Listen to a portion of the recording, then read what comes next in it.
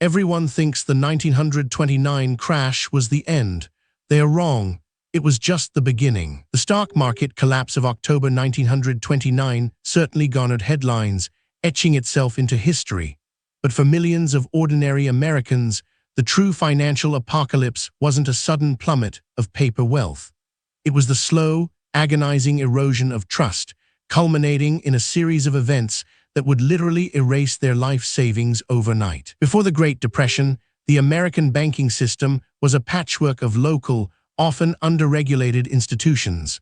Thousands of small banks, each a pillar of its community, held the deposits of families and businesses. There was no federal deposit insurance. If your bank failed, your money vanished. This fragile system was utterly dependent on confidence. People needed to believe their money was safe. But as businesses failed, unemployment soared, and news of struggling banks trickled out, that confidence began to crack. A whisper, a rumor, a single misstep by a small-town bank could trigger an avalanche. Imagine a typical Tuesday morning in 1931.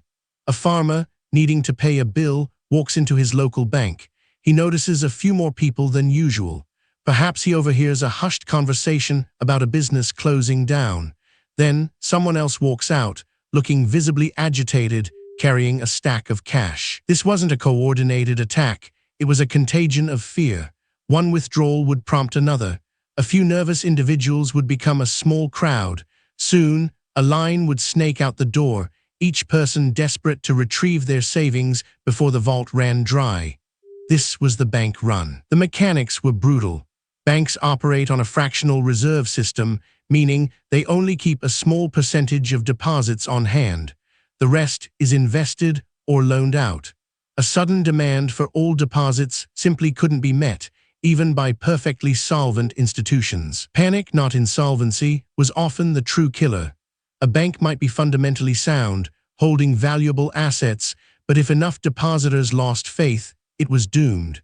The very act of rushing to withdraw money guaranteed its collapse, creating a self-fulfilling prophecy of financial ruin. The first major wave of bank runs began in late 1930. Just 1 year after the stock market crash, over 300 banks failed, wiping out over $1 billion in deposits. That's billions in 1930s money, an astronomical sum for everyday Americans. One particularly devastating period was the autumn of 1931. A financial crisis in Europe, coupled with domestic anxieties, sent tremors through the American system.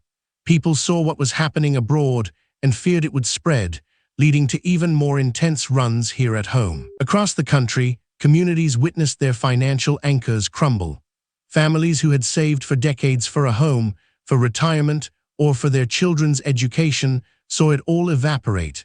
The impact was immediate and devastating, far more tangible than abstract market losses. These weren't just numbers. They were the stories of people like Mrs. O'Leary, a Chicago laundress, who lost her entire life savings of $700 when her small community bank folded, or the countless small business owners whose working capital simply vanished, forcing them to close. By 1932, the situation was critical. Over 5,000 banks had failed since 1929, representing nearly a quarter of all banks in the United States. The financial system was on the verge of total collapse, dragging the entire economy down with it. When Franklin D. Roosevelt took office in March 1933, the nation was gripped by fear. His very first act, 2 days after his inauguration, was to declare a nationwide bank holiday. For 4 days, every bank in America closed its doors. This drastic measure was designed to stop the bleeding, to break the cycle of panic. While banks were closed, government officials, with unprecedented speed, audited thousands of institutions. Only those deemed financially sound were allowed to reopen. On March 12, 1933, Roosevelt addressed the nation in his first fireside chat, explaining the bank holiday in simple, reassuring terms. He asked Americans for their trust, telling them it was now safer to keep their money in a reopened bank than under the mattress. And astonishingly, it worked. When banks reopened on March 13th, the runs had largely stopped. Depositors, their confidence slowly restored, began returning their cash to the banking system.